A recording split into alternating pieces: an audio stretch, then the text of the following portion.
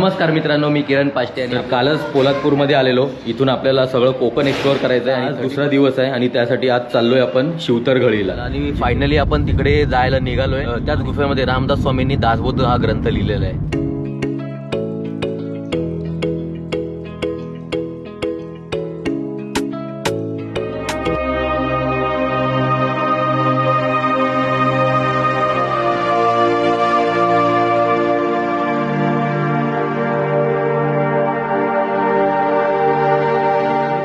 इथून त्या मठाचं मुख्य प्रवेशद्वार आहे आणि हे महाडमध्येच येतं. पावसाळ्यात तुम्हाला हा धबधबा पण भेटेल. तुम्हाला हा पूर्ण भरलेला असणार. गणाधीश जो ईश सर्वा गुणांचा